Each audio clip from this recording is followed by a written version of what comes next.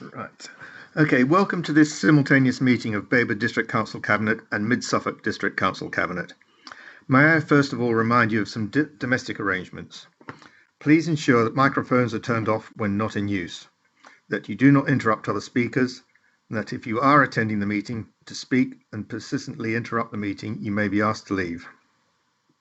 I would like to remind everyone present that this meeting will be broadcast live to the internet and will be capable of repeated viewing. The whole of the meeting will be filmed, except where there are confidential or exempt items. If you make a representation to the meeting, you will be deemed by the council to have consented to being filmed. By entering this meeting as a speaker, you are also consenting to being recorded by the council and to the possible use of those images and sound recordings for webcasting and/or training purposes. The council, members of the public and the press may record, film, photograph or broadcast this meeting when the public and the press are not lawfully excluded. I'd like to make some introductions now.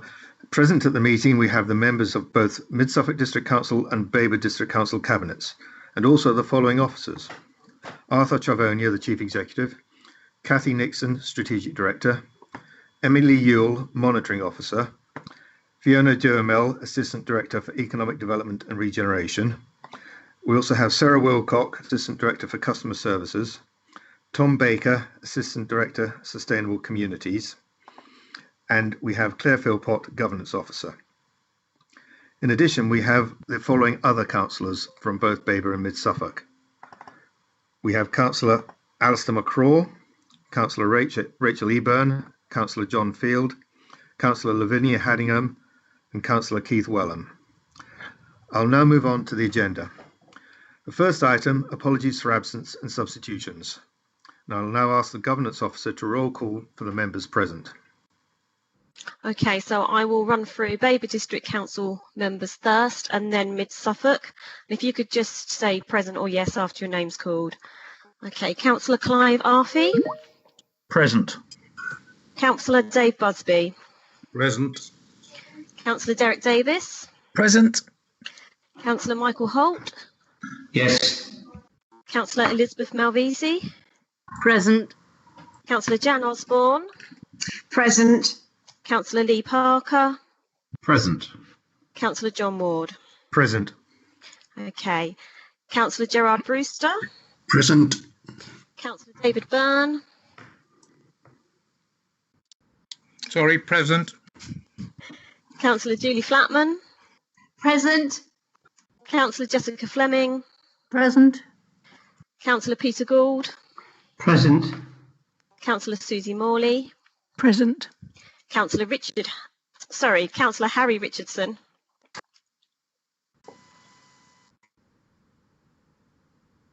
Councillor Richardson, Sorry, I was on mute. Present. Okay, thank you. And Councillor John Whitehead. I'm present. Thank you. All right, thank you, Claire. And the next item, to receive declarations of pecuniary and non-pecuniary interest by members. Are there any to declare? Nope. Okay, moving on to item 3 then. Item 3 is paper BCA 1946, confirmation of the minutes of the meeting of the Babergh Cabinet held on the 12th of March 2020. I'll go through the pages of the minutes as they're numbered on mod.gov. But as always, if you could let me know if there are any points regarding the accuracy of the minutes. So going forward, page 7, page 8, page 9,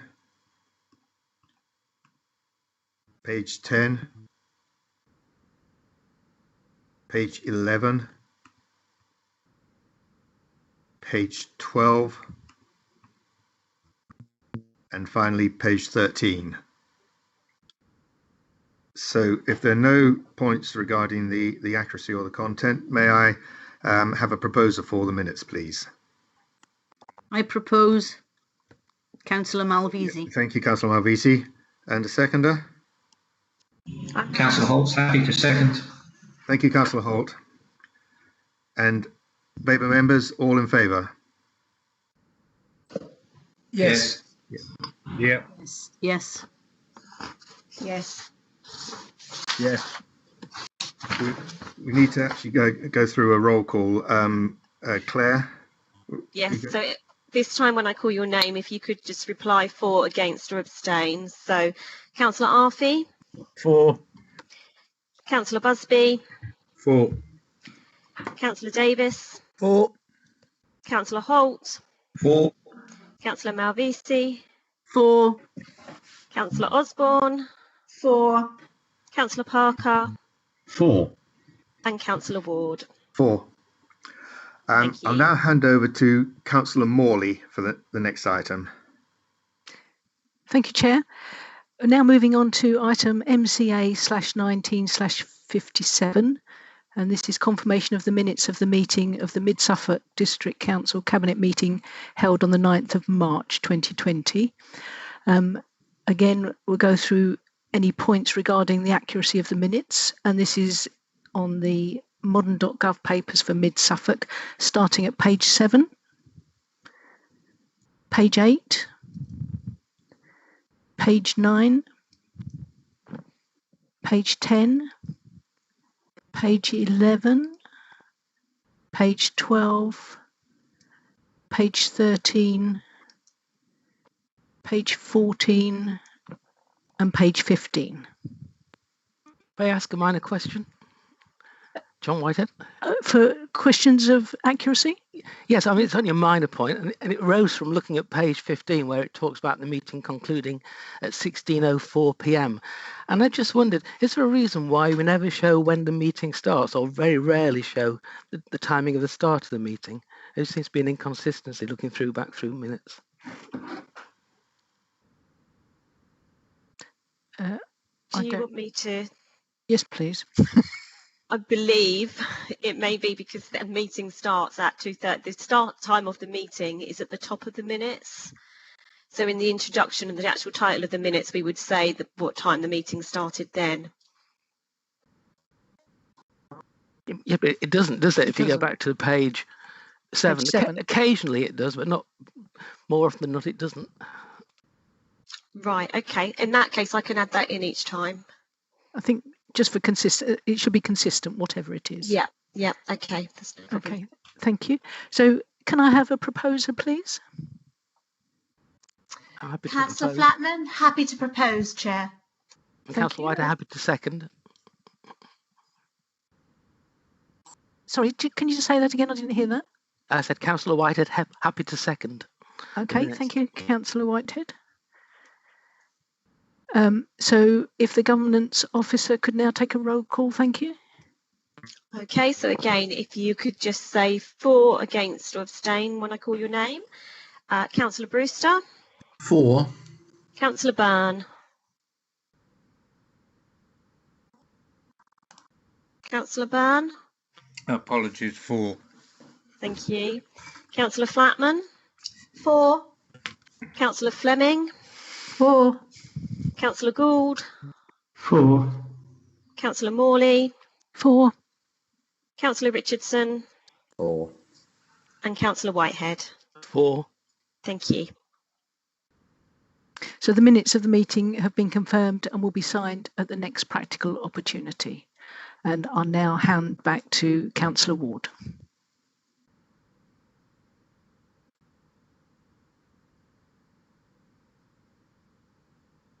Councillor Ward?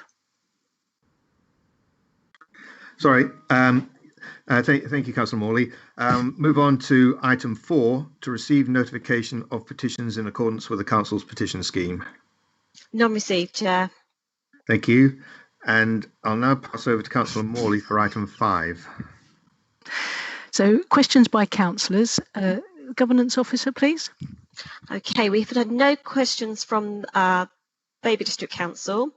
If I hand over to Councillor Eburn for the first question, which is to the Leader of the Council. Thank you very much. Thank you, Councillor Morley. This is with regards to the item 7 on the agenda. I note that there is no planned full council meeting until the 23rd of July. Given that the last full council meeting was the 27th of February, this will have been a 5-month gap, which is not good democratic practice, noting that the council has only had the power to hold virtual or remote meetings since 4th of April. In the interest of openness and transparency to the public, please can you consider holding a meeting before July? And I could also, if I may add, that due to the 6-month rule, you may find as well that some councillors are at risk of falling foul of that meeting if they can't make the July council meeting and haven't been to another committee meeting in the meantime. Thank you, Chair.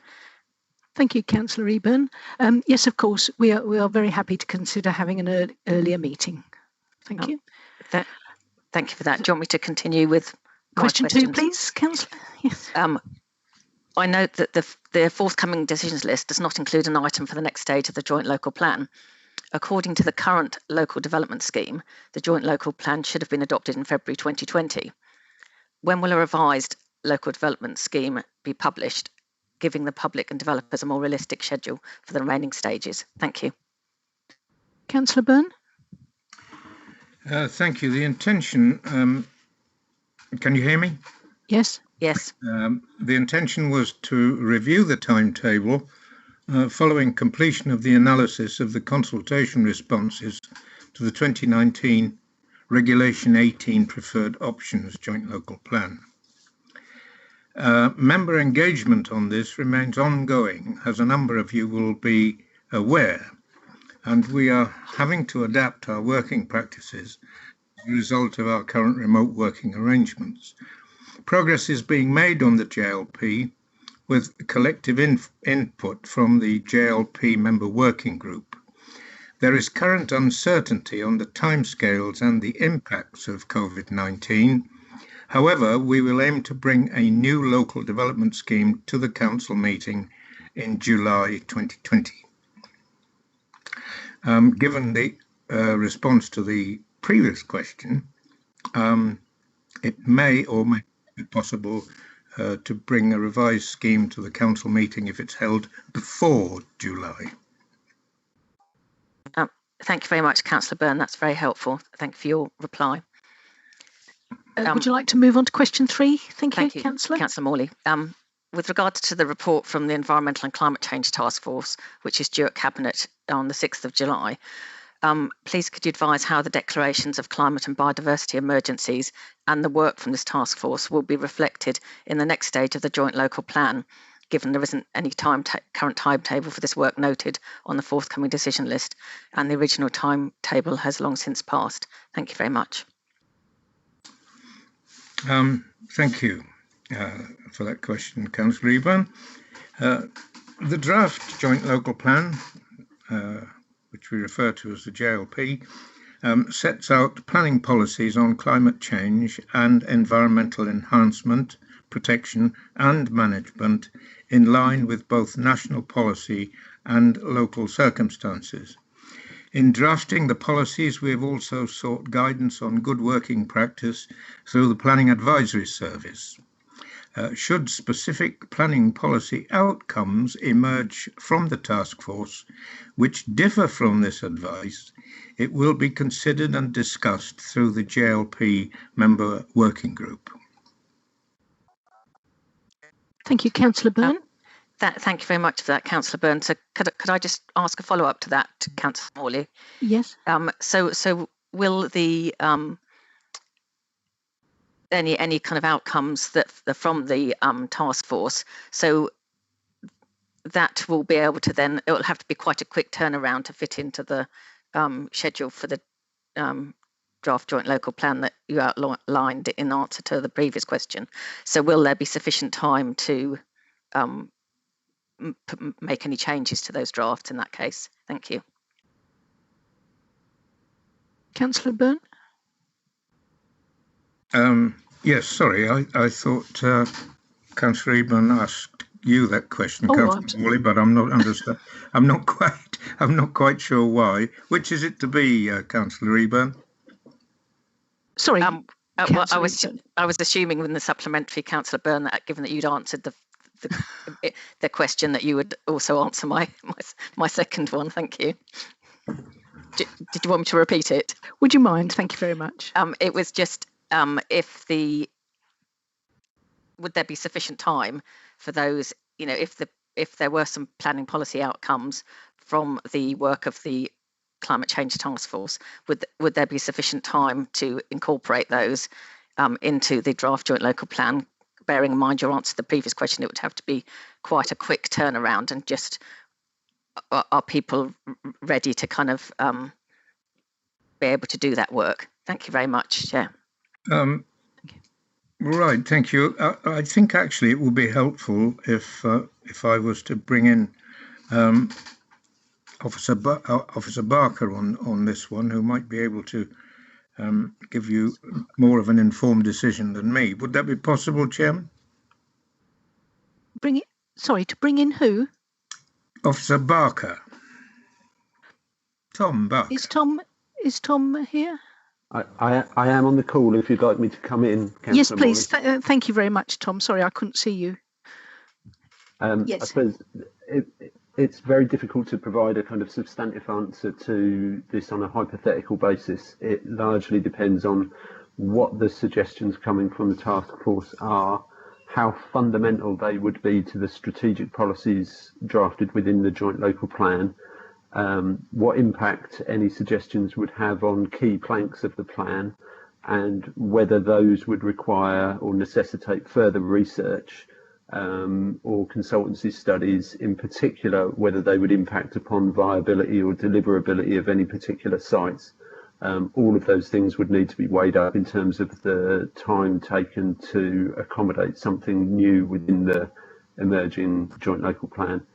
So sorry if that was a bit wordy. In essence, it depends what the suggestions are and how fundamentally different they are from what exists in the current plan.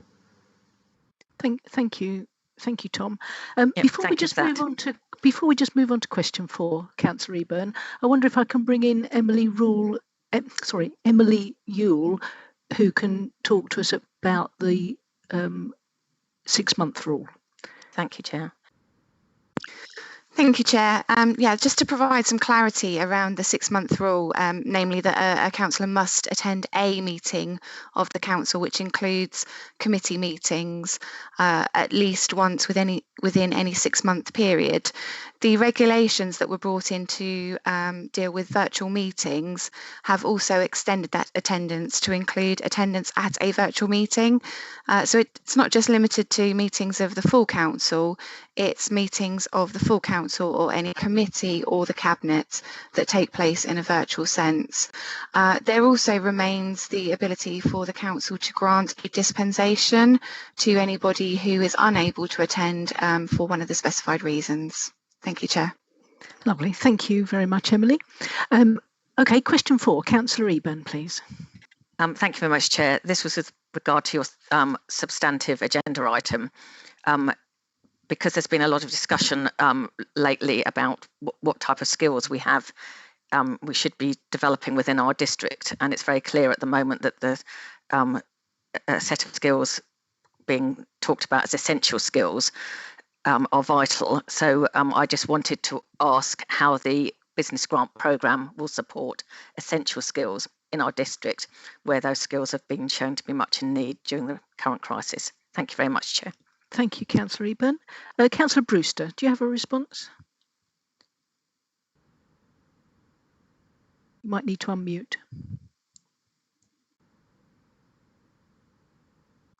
I'm there.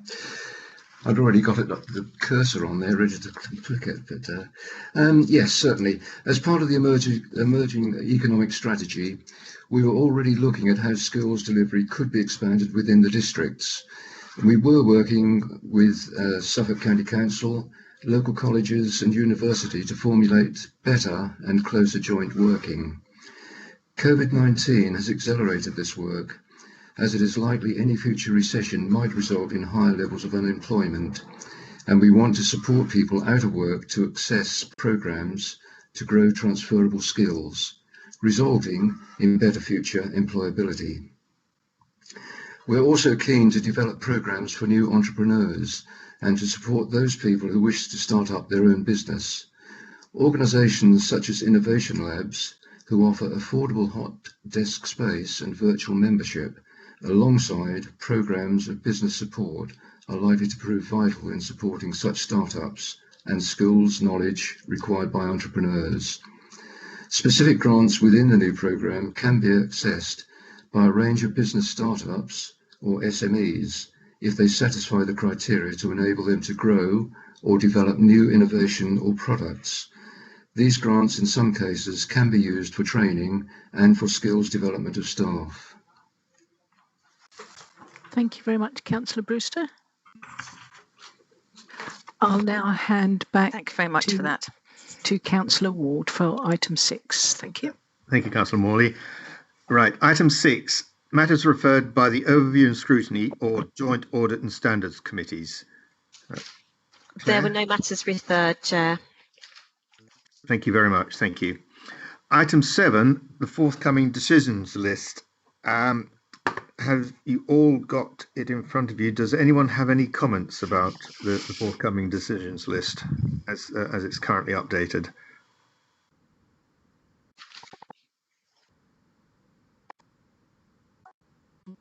No. No. Okay, then I will move on.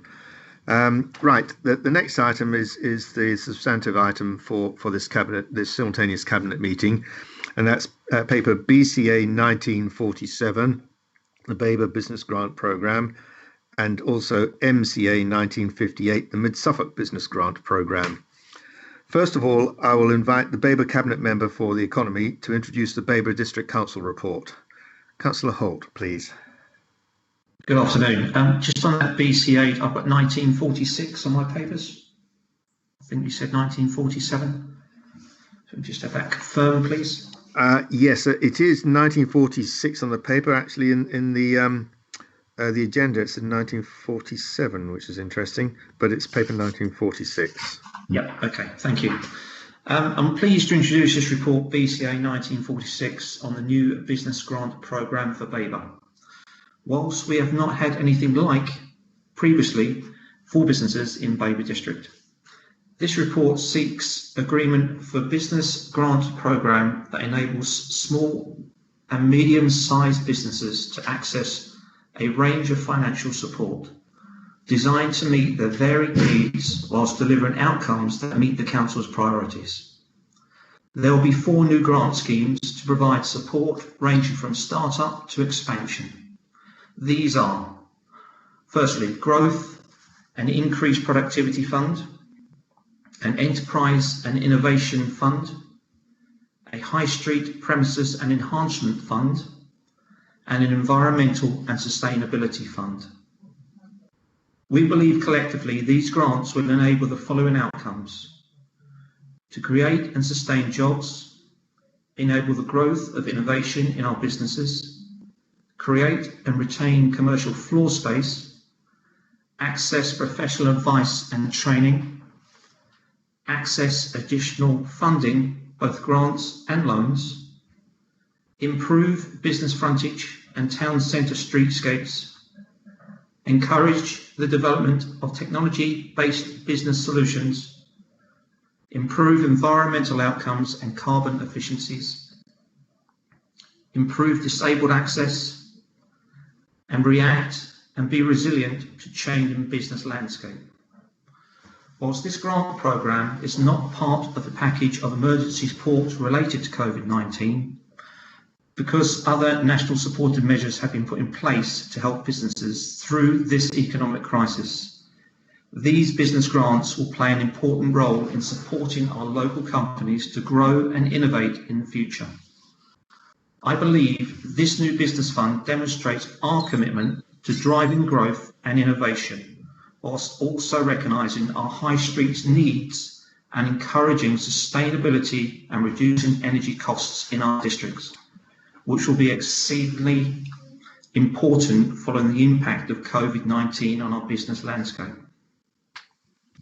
I would like to conclude by recommending this paper to members, referring to sections 3.1, 3.2, 3.3 and 3.4, and ask for a seconder. Thank you, Councillor Holt. I would be happy myself to second this report.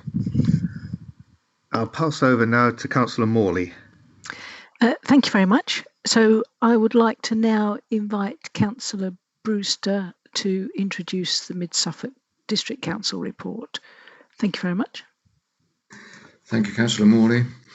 I also am pleased to introduce this report on a new business grants programme which will be launched later in the year. The new grants will provide support for the small and medium-sized businesses of all sectors and are designed to help create and sustain jobs, enabling the growth of innovation in local businesses and help our companies to react to be resilient to changing business landscapes. The scheme replaces the previous shopfront scheme run by Mid Suffolk Council, which closed at the end of March this year. On a practical level, the support can be used to create and retain commercial floor space, be used for training or purchasing new technology, and to make physical improvements to town centre units, particularly for those businesses who want to lower their carbon footprint or make their premises more accessible for all. We are allocating £150,000 over a 3-year period in order to establish the programme, which will be jointly run with Babergh and Mid Suffolk, and will be closely monitoring take up over the first year so that we can establish who needs our support the most. We have developed a simple online application form which will ensure efficient data capture and enable a swift response to new requests for funding. There will be 4 grants to provide support ranging from start-up to expansion. These are Growth and Increased Productivity Fund for any business that can demonstrate it is aiming to increase productivity, increase commercial floor space, or create new jobs or apprenticeships, the maximum grant being £2,500 per business. The next one, Enterprise and Innovation Fund, a grant of up to £5,000 towards helping new business to utilise innovative ideas, processes or products.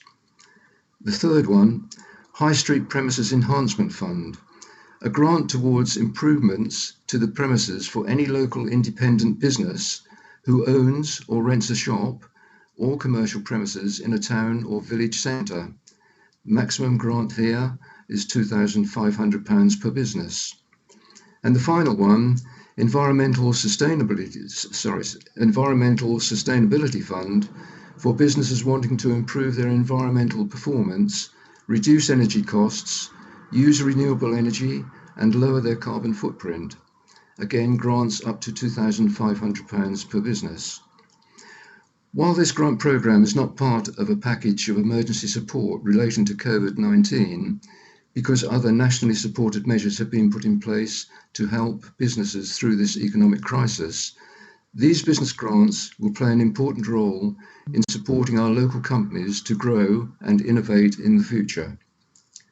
Turning now to the recommendations at 3 on the report, and from the recommendations from 3.1 to 3.7, I would like to propose approval of this new programme of support and recommended financial allocation for our small and medium-sized business, and look forward to seeing a range of applications when the scheme is launched later in the year. Thank you. Thank you, Councillor Brewster. Can I have a proposer?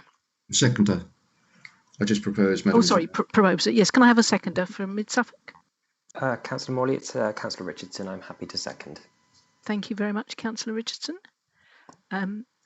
Councillor Ward. Right. Thank you, Councillor Morley.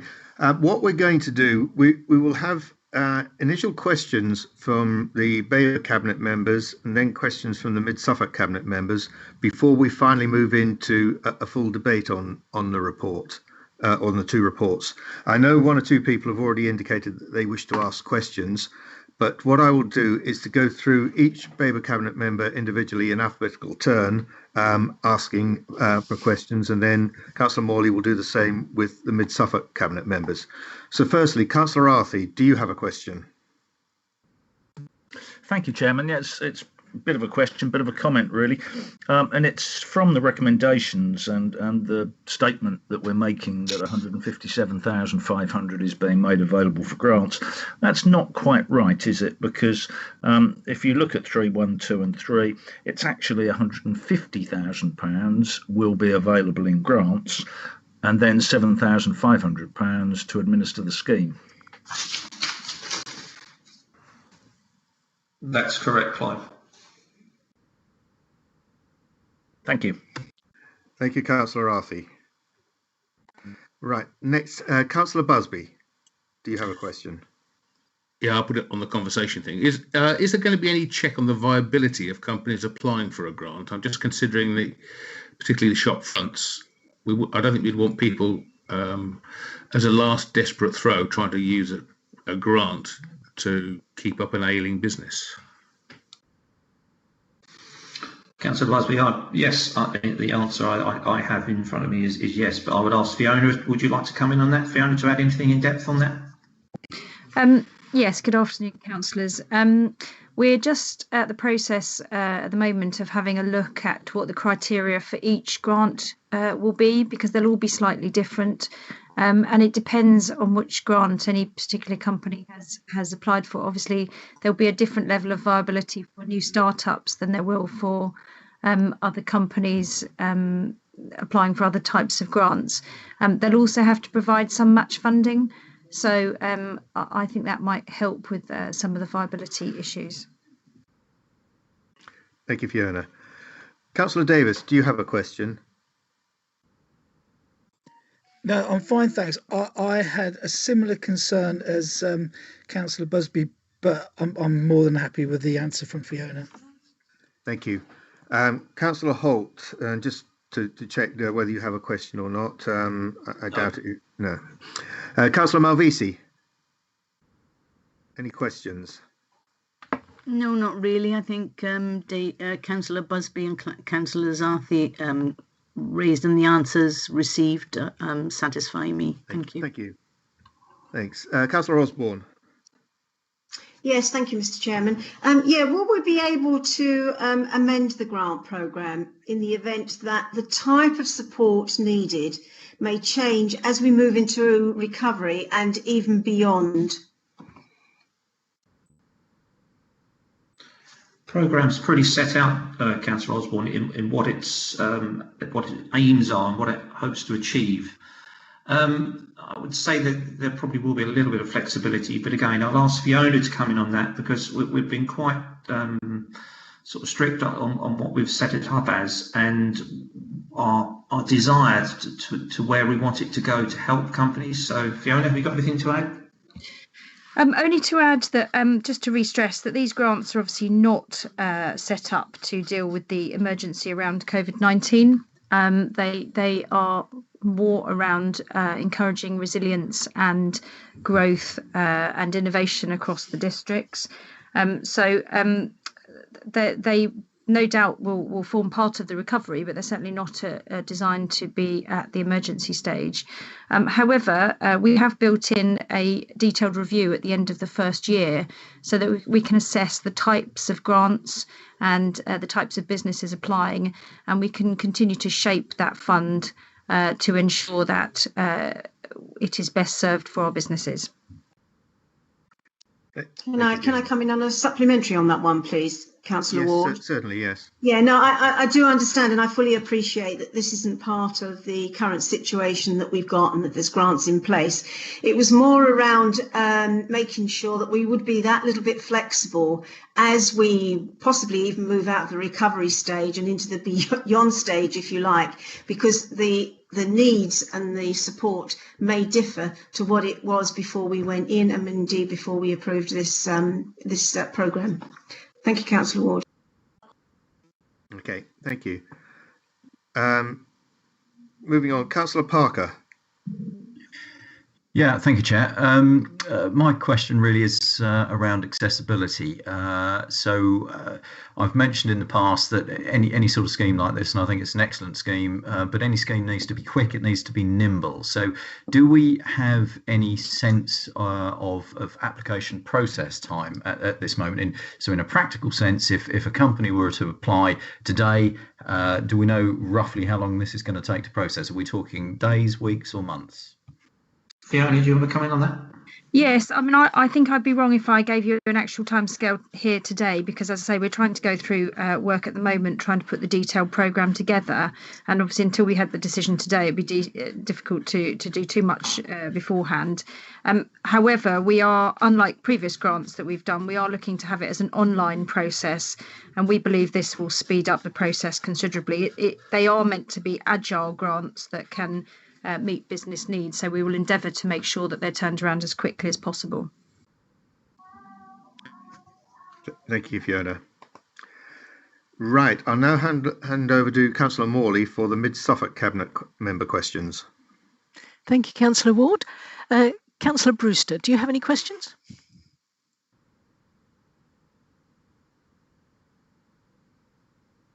No, I don't, Madam Chairman. Thank you. Councillor Byrne. Thank you, Madam Chairman. Not a question, but it is a comment. When Councillor Brewster was giving his presentation and he was referring to the recommendations, I think he said from 3.1 to 3.7, but I could have misheard or he could have slipped, but I just thought I'd better mention it in case there had been a mistake there by either me or him, because in my papers the recommendations go up to 3.5. Yes, I believe that's true. 3.5. Mine, Madam Chairman, goes up to actually 3.7. Oh. May I just come in? It looks to me as though the numbering may not be correct. Yes, 3.4 and 3.5 is missing. Sorry. Apologies for that. That was my fault. Mine's fine. Oh. Yes, it goes from 3.3 to 3.6. I just picked it up this afternoon when I was doing the presentation. Are we all looking at it in modern.gov? Yes. No. This is a paper which actually came, or I printed off from Fiona a little bit earlier. Right. Okay. Sorry. So yes, Gerard, I think you may have a previous version. Yeah. Okay. Okay. Thank you very much, Councillor Byrne. Councillor Flatman. Yes, Chair. Thank you.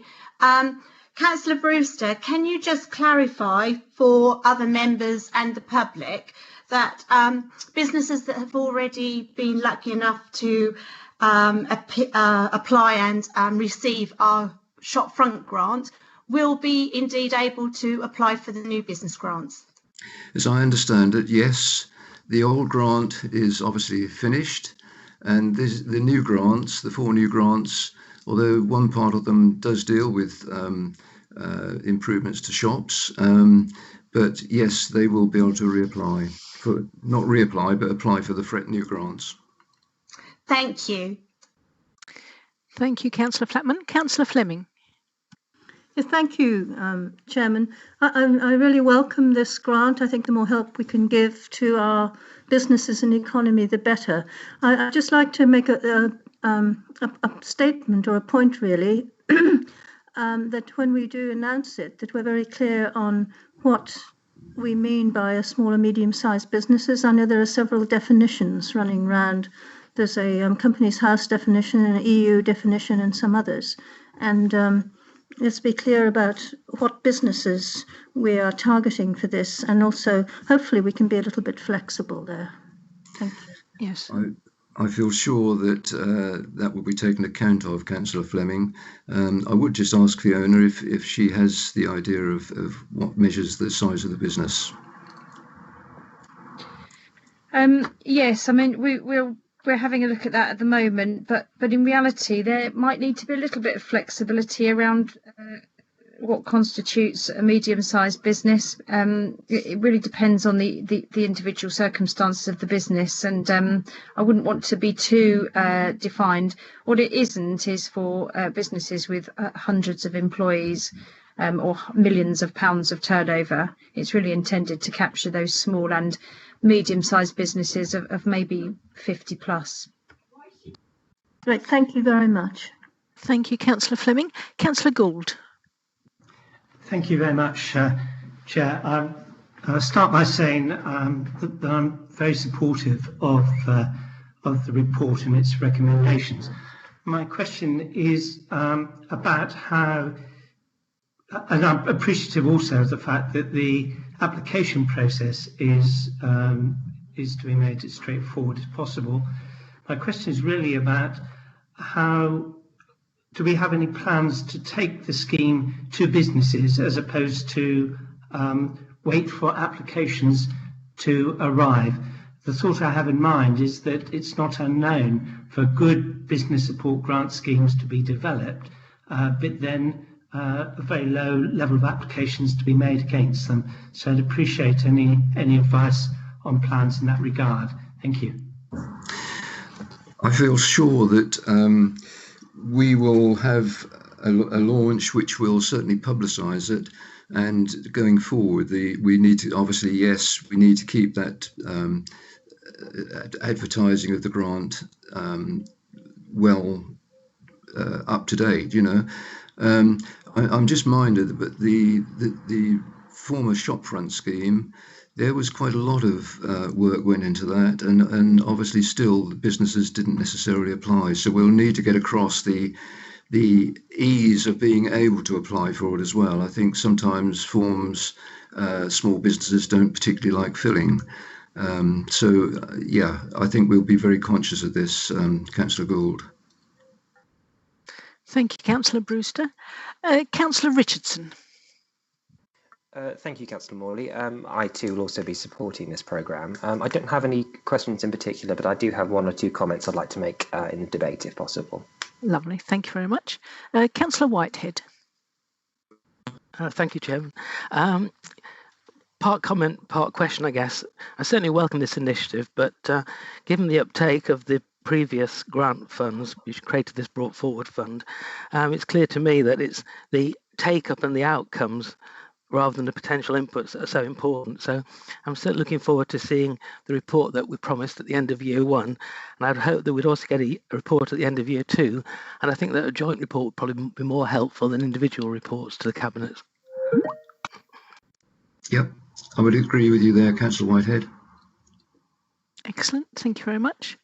So that's questions from all the Cabinet members. If I can now move on to questions by non-Cabinet members. Councillor Field, I believe you've got a question. I have. It's really an issue of these are quite small grants. You know, a couple of days training or 1 day of consultancy, perhaps. I was just wondering, is there any evidence that grants this small are actually required and will make a significant difference to companies, or is it just so small they won't bother applying? And the second part of the question really is about the administration charge. I think I heard someone say £7,500. Is that really a realistic estimate of the cost of administering a scheme? Because you know, it takes a number of days to do most of these tasks. Yep, I think if I'm to, I'll ask Fiona to answer the second one, because obviously she's closer to that than I am. Yes. But yes, I think business will be interested, although the grants are relatively small compared to the shopfront scheme ones. But it will enable some additional funding to be found, depending on, of course, how much they're looking to do the business, sort of thing. But I do think and believe that we are going into a different area. Certainly after COVID, we are. Many businesses and a number I've spoken to actually are looking the same as we are as a district council to do things in different ways, and some funding to help them do that, I think, will be very, very welcome as we go forward. Fiona, I don't know if you'd like to add anything, or if you could just go on to the 7,500 for the administration. Yes, just to add to the first part of the question, we have done quite a lot of consultation with our partners and people out there in the market. So we've spoken to the New Anglia Let Growth Hub and with an incubator organisation, Mentor, as well as a number of banks, and they've identified that small grants are key. You know, 99.6% of our business base is small businesses. I think I've got that figure right. Claire will correct me if I haven't. And you know, sometimes small businesses they just need a bit of seed funding that they can then lever in other match. So part of this is how they can use that small amount of seed funding to draw in other funding, but it's also about confidence. So to have someone invest, however small, in a small startup business is quite important. And then the second part of the question, the administration cost. What we've learnt from doing grant programs in the past is that they even with an online version, they can take up quite a lot of time to administer properly. And what we need to be able to do is divert some officer time to really administer and promote these grant schemes properly. And we don't think that 7,500 per council is excessive for making sure that these grants are run very as best as they can be, particularly, as I say, to promote them, taking into account the earlier point. So hopefully that answers your question. Thank you. I'll just make it clear that I meant the administration seems far too low, not far too high. You know, it's like 7 days of a senior officer's time in a year. Sorry, I missed your point. Yes, no. Well, we've assessed it, and we believe that the online capacity will enable us to give a part-time officer to work on this, which is why we've come up with the idea of 7,500 per council. Thank you, Fiona. Right. Okay. I think now Councillor McCraw from Babergh has a couple of questions he would like to ask. Councillor McCraw. Thank you very much, John. Thank you as well to both chairs for indulging me. I just thought there's some useful points that might be worth clarifying as a matter of sort of public interest. Although we probably understand that these are coming from unallocated sums, I'd like to clarify the source of these funds, because obviously to many people it'll look as though each council has suddenly had access to 150,000. I'm assuming it is each council, 150,000 for each council. So I think it'd be useful to clarify that this is coming from these unallocated sums, that it's included in our existing budgets. Now that was a pilot programme, the business rates pilot, and that obviously is now finished. So what consideration has been given for future replacement funding should these funds be successful? And another point, I'm sorry to add these all together, but I thought I'd just get them out in one splurge. You've got at say £50,000 per council per year, a maximum of 20 grants per year per council. That's assuming the minimum of £2,500. That's not a heck of a lot of actual grants. 20 is a fairly small number when you consider the wide areas we cover. And paragraph 9.2 suggests that there might be a need for even smaller figures of between £500 to £1,500, and has some consideration been given to whether, I mean, the need, contrary to what Councillor Field said, that 2,500 might not be enough. The question is, in some cases, might it be too much? And I just thought all those points could be brought out and considered during the debate. Thank you, Councillor. Councillor Holt, did you want to respond to that? Yeah, I can do. Obviously, the future funding would have to be up for discussion amongst each individual council going forward. I mean, the funding that we have announced so far, or hope to announce, would be for the 3 years. Alistair mentioned the amount of grants. Well, if this is to be a success, and we hope it will be, we'll be judged on our own reward sort of thing, and we'll just have to see how many grants we do get in and how popular it is. I mean, taking on board what's happened in Mid Suffolk with their shopfront grants, which wasn't up until recently hugely successful, I think we're going to have to take a view on it, and we'll just see how it goes. But if we do get overcome with applications, we'll just have to work with it and go through them and treat them all on their own merits. You mentioned 9.2. I mean, that's referring to informal consultation with Mentor. They do go on to say there is a need for a low-level grant, so I would say and draw your attention to the fact that these schemes in 1 to 4 are maximum grants, so it's not necessary to say that they'll all be 2,500 or 5,000. We will take them all on their own individual merits. I mean, Fiona, did you want to add anything to that? Sorry, Michael. Yes, I was just going to add the point that you just mentioned, actually, which is the 2,500 is a maximum grant per business. The indications from the informal consultation have suggested that not everybody needs £2,500. Some businesses might need considerably less just to give them some seed funding, particularly those business startups.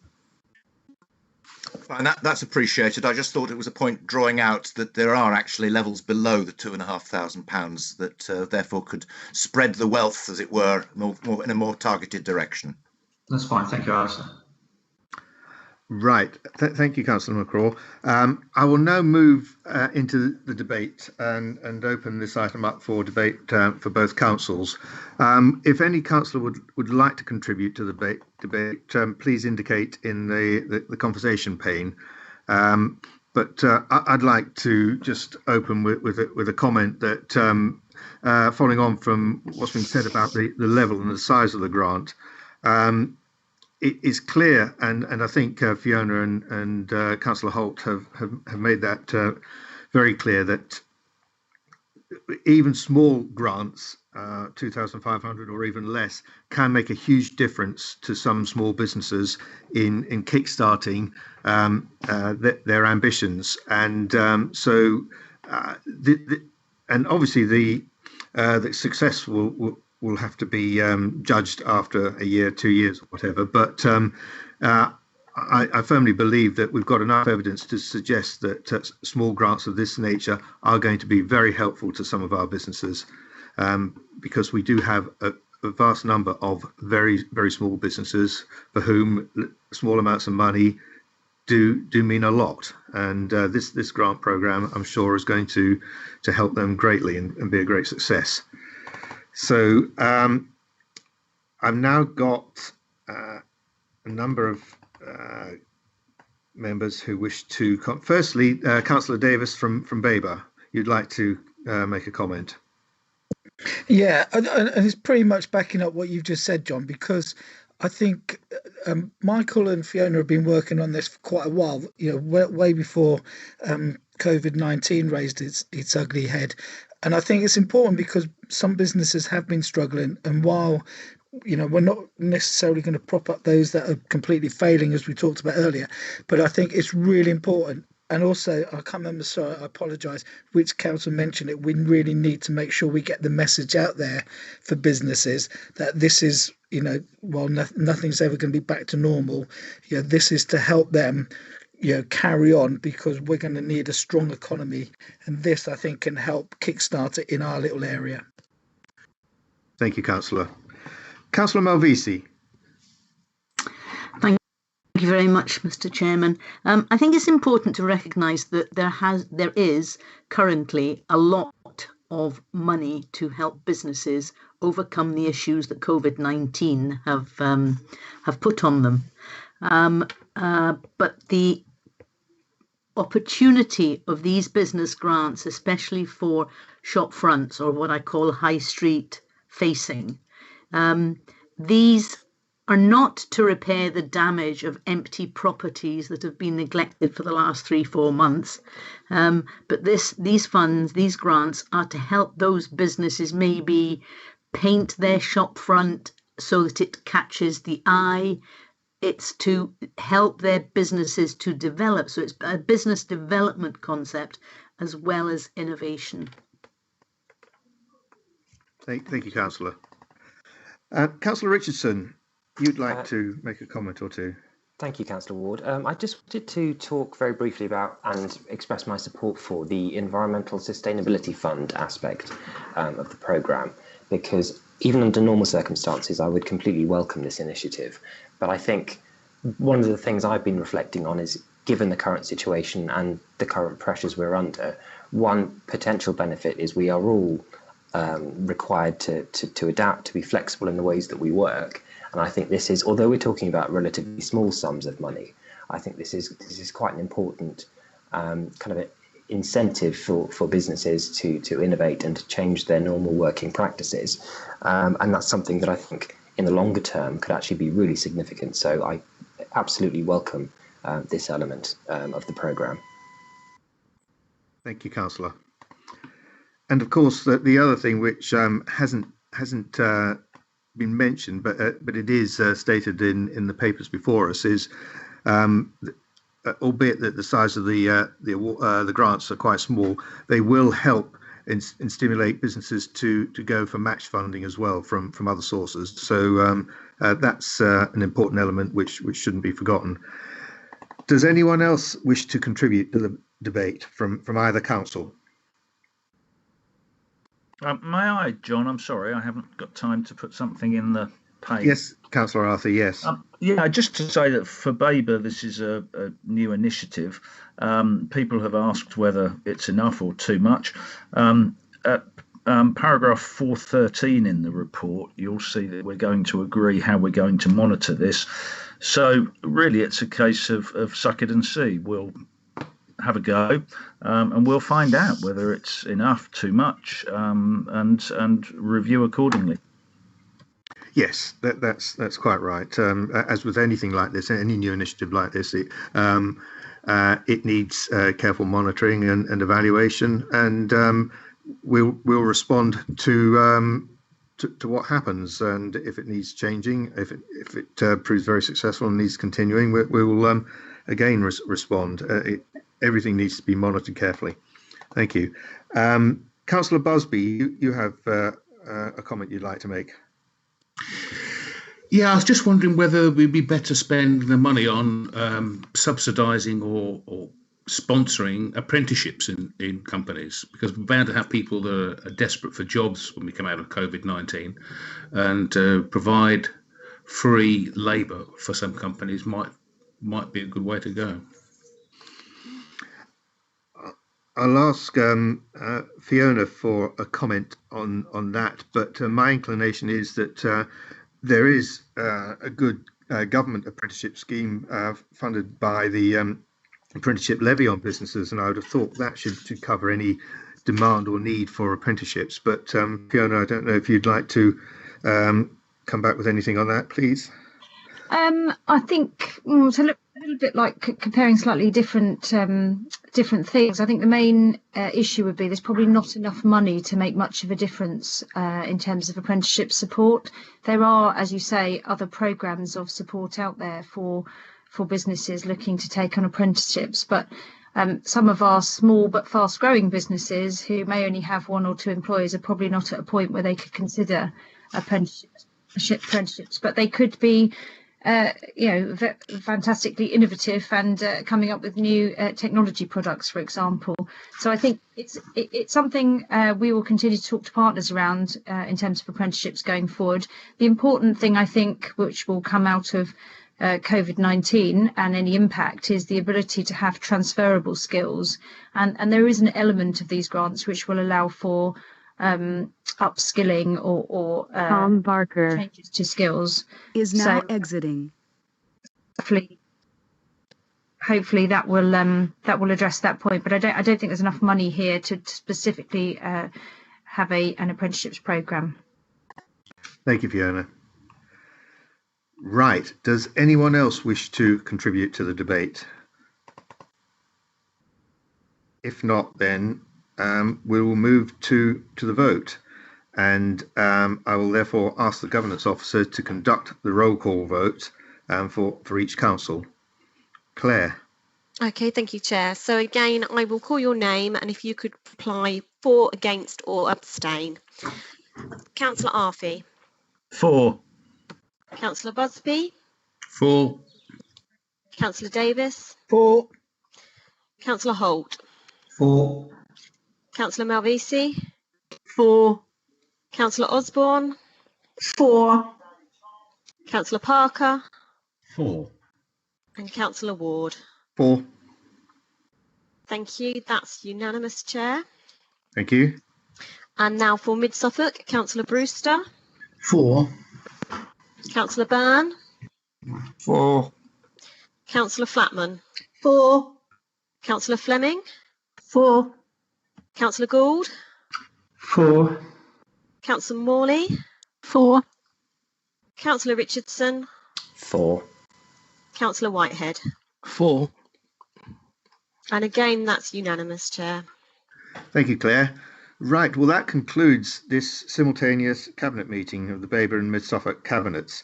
The dates and times for the next meetings: Mid Suffolk on the 8th of June and Babergh on the 9th of June, and both of those will be conducted via Skype. I would now like to thank everyone for attending the meeting and for all their contributions, and I will close the meeting now. Thank you. Thank you. Thank you. Thank you. Thank you.